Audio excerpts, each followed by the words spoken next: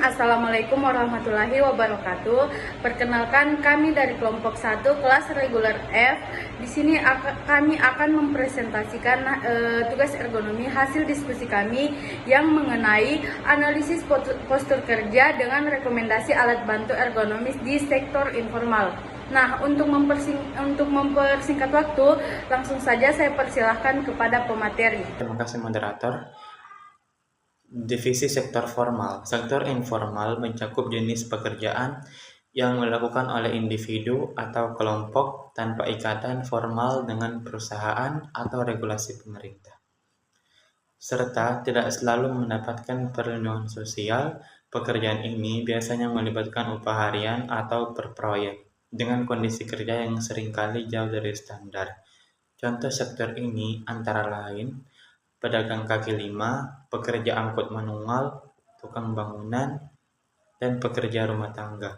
Di negara berkembang, sektor informal memainkan peran penting dalam menyediakan pekerjaan bagi masyarakat yang tidak memiliki akses ke pekerjaan formal. Selanjutnya ada analisis postur kerja bangunan untuk mengurangi resiko cedera melalui ergonomi di sektor informal dengan melakukan wawancara kepada beberapa tukang bangunan menggunakan metode REBA. Melakukan wawancara kepada beberapa tukang sangat penting untuk mendapatkan wawasan langsung tentang pengalaman dan tantangan yang mereka hadapi dalam pekerjaan sehari-hari.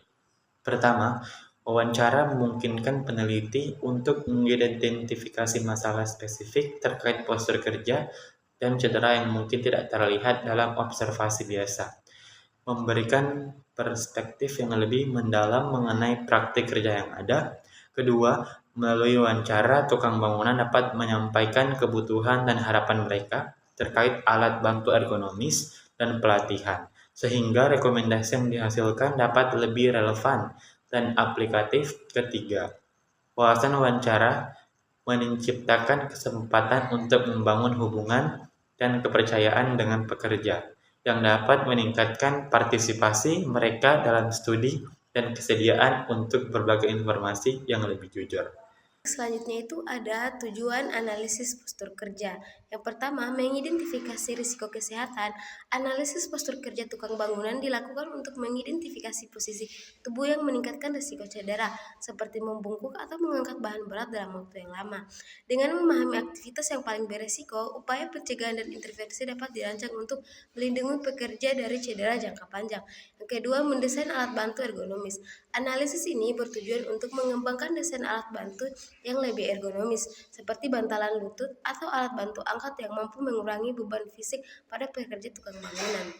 Inovasi ini tidak hanya akan membantu pekerja lebih aman, tetapi juga meningkatkan efisiensi mereka. Yang ketiga, meningkatkan kesadaran akan pentingnya ergonomis. Melalui analisis ini diharapkan dapat meningkatkan pemahaman pekerja dan memberi kerja mengenai pentingnya ergonomi dalam lingkungan kerja. Penerapan ergonomi yang tepat tidak hanya mengurangi risiko cedera, tetapi juga meningkatkan kesejahteraan dan produktivitas pekerja dalam jangka panjang. Yang keempat, mengurangi cedera jangka panjang.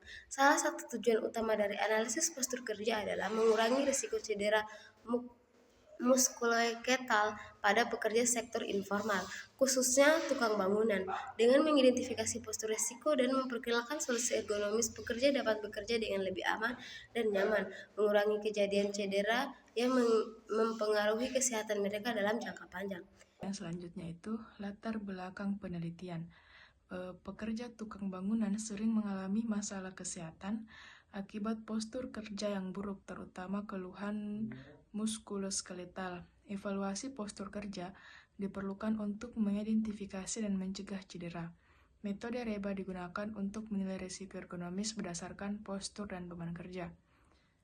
Lalu tujuan penelitian yang pertama, menganalisis postur kerja tukang bangunan menggunakan metode REBA. Yang kedua, mengidentifikasi risiko ergonomis. Yang ketiga, memberikan rekomendasi perbaikan postur kerja. Lalu, metode penelitian. Penelitian dilakukan dengan observasi langsung postur kerja tukang bangunan. Data dianalisis menggunakan metode REBA untuk mengukur risiko ergonomis, kemudian memberikan rekomendasi perbaikan sesuai hasil analisis. Lalu hasil dan pembahasan. Berdasarkan hasil wawancara dengan seorang pekerja bangunan di Fakultas Kesehatan Masyarakat UHO, diketahui bahwa pekerja tersebut mengeluhkan rasa sakit pada punggung, lengan, lutut, dan pergelangan tangan. Untuk memahami penyebab keluhan tersebut, dilakukan analisis postur kerja menggunakan metode REBA. Analisis ini bertujuan untuk mengidentifikasi faktor-faktor yang menyebabkan ketidaknyamanan dan memberikan rekomendasi ergonomis guna memperbaiki postur kerja serta mengurangi risiko cedera pada pekerja tersebut. Lalu, postur tubuh tukang bangunan saat melakukan pekerjaan di sektor informal. Bisa dilihat pada gambar, ada seorang tukang sedang mengangkat kayu untuk dinaikkan ke atas mobil angkut. Selanjutnya, saya akan memaparkan hasil wawancara kami, di mana yang kami wawancarai seorang tukang bangunan yang bekerja di sektor informal yang berlokasi di Fakultas Kesehatan Masyarakat Universitas Halu Oleo. Tukang bangunan yang kami wawancarai ini bernama Bapak Sarman yang berumur 48 tahun dengan pendidikan terakhir SMA dan pengalaman kerja itu sekitar 11 tahun. Berikut jenis keluhan yang dialami Bapak Sarman selama bekerja menjadi tukang bangunan di sektor informal. Selanjutnya, jenis keluhan yang pertama itu sakit atau kaku di leher bagian atas, tingkat keluhannya agak sakit. Sakit atau kaku di leher bagian bawah, agak sakit. Sakit di bahu kiri, agak sakit. Sakit di bahu kanan, tingkat keluhannya sakit.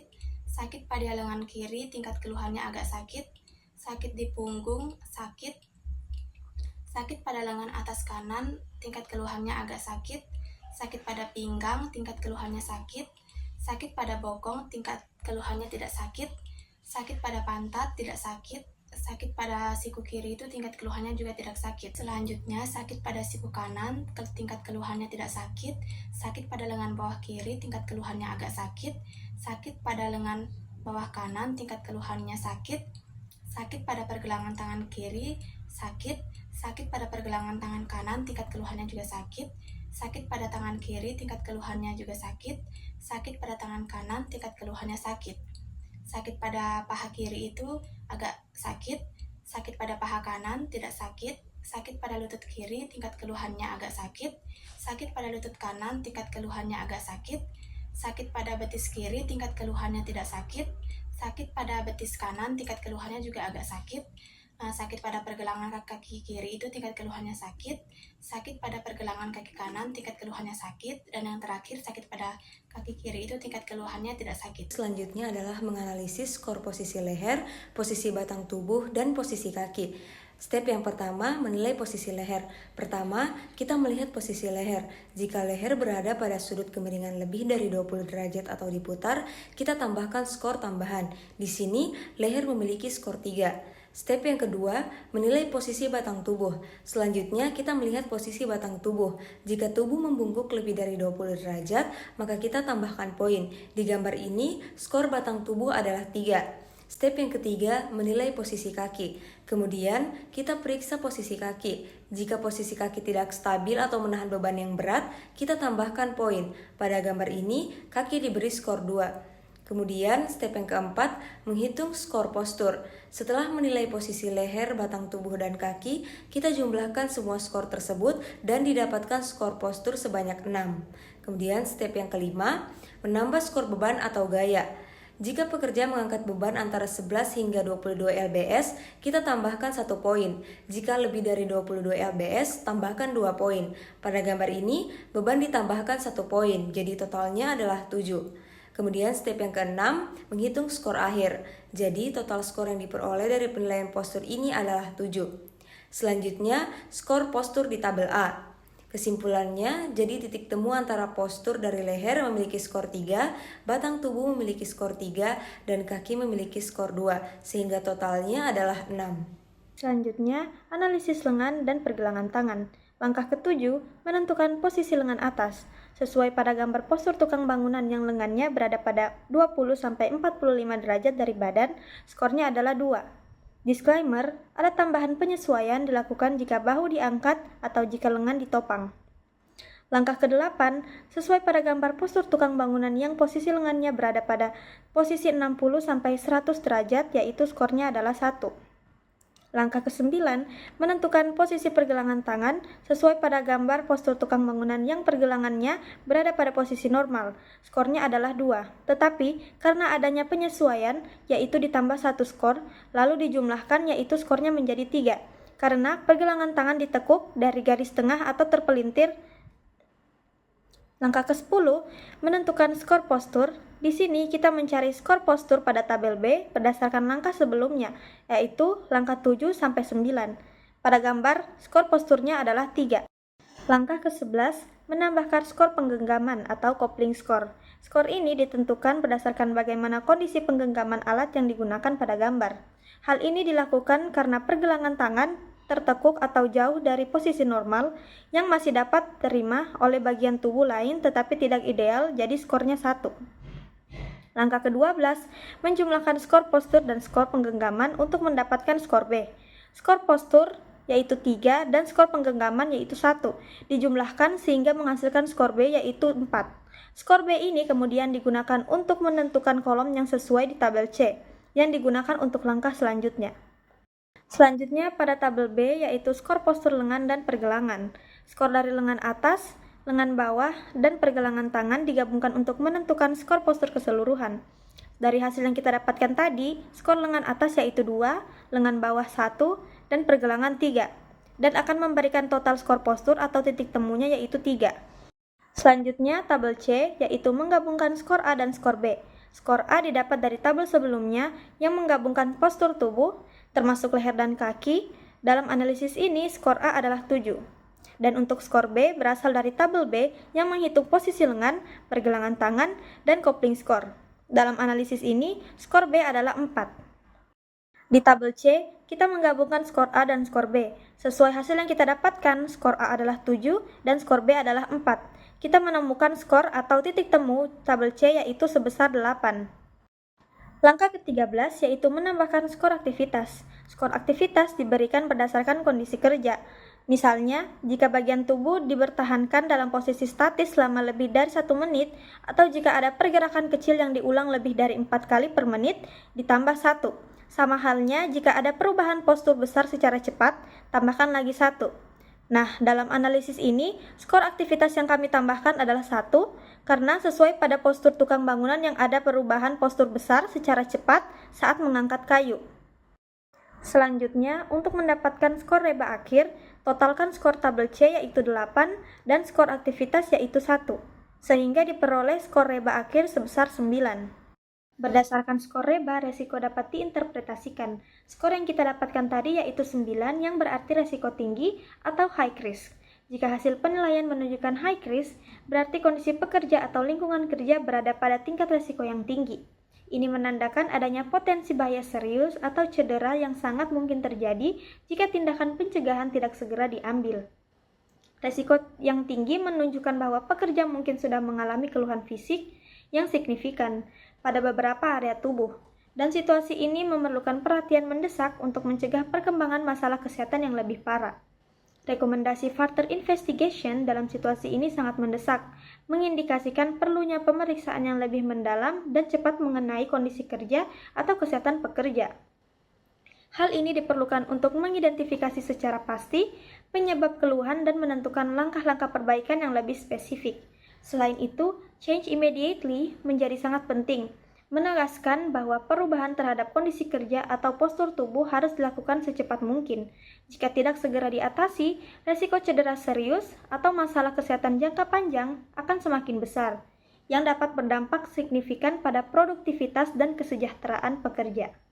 Rekomendasi alat ergonomis guna minimalkan cedera dengan postur yang tepat. Yang pertama itu ada hand pallet truck. Alat ini digunakan untuk memindahkan tumpukan kayu berat dengan mudah tanpa harus diangkat secara manual. Ini mengurangi tekanan pada punggung dan tangan pekerja saat memindahkan kayu dari satu tempat ke tempat lain. Selanjutnya, yang kedua, shoulder dolly atau alat pengangkat bahu. Alat ini membantu distribusi beban kayu ke bagian tubuh yang lebih kuat seperti bahu dan punggung atas, sehingga mengurangi beban pada punggung bawah dan lengan. Ini mempermudah pekerja dalam mengangkat dan memindahkan kayu berat dengan postur tubuh yang lebih aman. Yang ketiga, forklift manual. Untuk kayu berukuran besar atau berat, forklift manual memungkinkan pekerja untuk mengangkat dan memindahkan kayu dengan sedikit usaha. Alat ini sangat cocok untuk pekerjaan di lokasi yang lebih besar atau area yang membutuhkan pengangkatan material secara reguler. Selanjutnya yaitu 4 lifting strap atau tali pengangkut. Tali pengangkut ergonomis memungkinkan pekerja untuk mengangkut kayu dengan posisi tubuh yang lebih tegak. Dengan menggunakan tali ini, pekerja dapat memanfaatkan otot kaki dan punggung bagian atas dengan lebih efektif mengurangi risiko cedera punggung. Selanjutnya 5 adjustable height trolley atau troli dengan tinggi yang dapat disesuaikan. Troli ini memudahkan pekerja untuk memuat dan membongkar kayu dari berbagai ketinggian tanpa harus membungkuk atau mengangkat beban terlalu tinggi. Pengaturan ketinggian yang fleksibel membantu menjaga postur yang ergonomis selama proses pengangkatan. Baik, terima kasih kepada pemateri sebelumnya.